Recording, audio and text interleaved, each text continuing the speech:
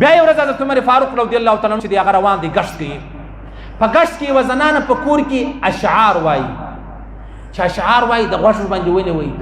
اشعار د خپل خاوند د جدایي ویل، خاوند مسافر سوی وو. اته چې پښتنه وکړه هغه ښځه او خاوند مسافر ولو.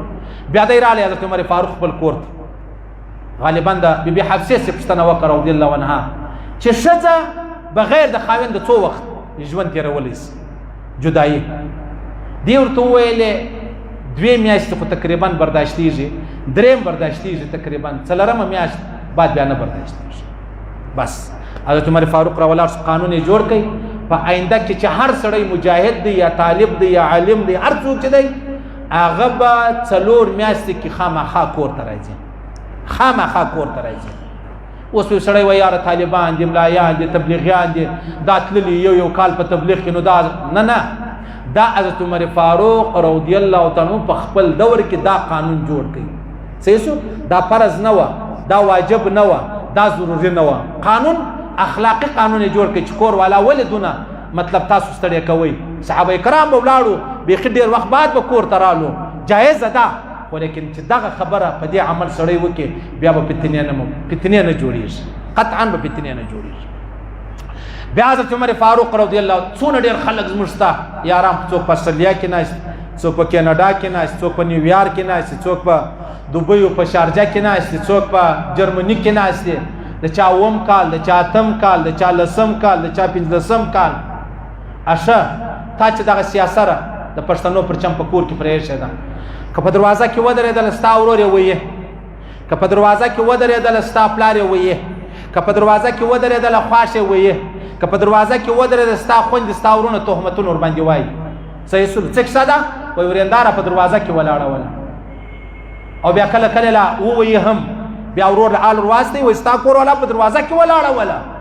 دا مه وهه پر خپل ورور باندې ټک وکړه چې مړ دا ښځه وغوښته و تا ته هم در وغوښته، که مې ځانو ته وغوښته، که مې تا ته در غوښته د ته ولې ولاړې ورک شو. صحیح شو؟ که و تا ته ده او که و تا ته نه ده نو بیا څنګه خبرې دا و چا ته ناسته ده. پښتانه به الله په دې خاطر جهنم لره بوځي، په دې خاطر ګاپه مپه نه ده. په ټلیفون دې ځان خلاص کړی په ویډیو کال، زه د کور والا سره ټلیفون کوم، تا دې په هغه ذات سره قسم چې ما او تا یې پیدا کړي ته بدکارۍ نه کوې. په زور الکان کې به یو الکان چپ کو، یا به جوړ یا به مور پلار دعای ورته کړي، یا به سالی، یا به دا دنده نه کوي. په زور الکان کې 999 الکان بدکارۍ نه کوي. کوي یو دا ورور تا ته وویلې یا چې ستا کور والا په دروازه کې وده تا څه چم وکړي، خبرم سر خلاصېږي که نه خلاصېږي. 10 کاله 10 کاله یوه نجلۍ په کور کې ناسته. ما ته داسې هم معلومه ده چې واده وسو د نجلۍ یا به 15 ورځې یا به 10 ورځې یا به میاشت تېره کړې دی، تللی دي 10 کاله 15 کاله 12 کاله بعد هغه اولاد یې هم نه دی سوی. دا کور والا په توره خونه کې دا 12 کاله تېر کړو، سر یې سپین کړ. دی چې هم سبا را سترګې به خرې خرې کوي، زه بل واده کوم. د بل واده زو زناکاره، تا چې هلته زناوې کولې تا خپل ژوند تېرولی سو، نن چې رالې دا ستا کور والا ستا عزت تر خوندې کړی و، نن تا دغه دنده شروع کړله. صحیح سلو؟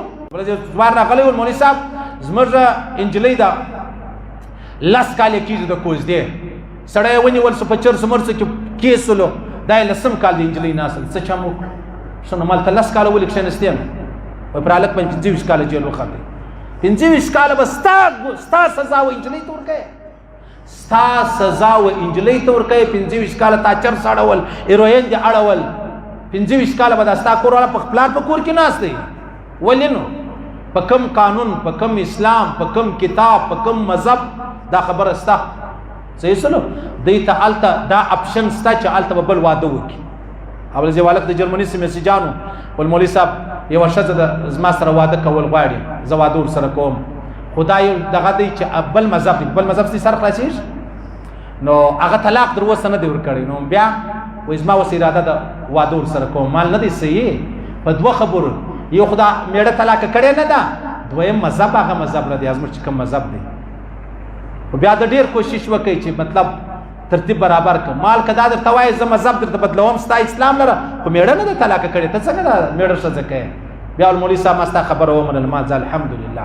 یو سړی خو مې راوګرځوي، او دا یو سړی په خاطر به الله ما وبخښي، دا یو سړی په خاطر. صحیح سلو؟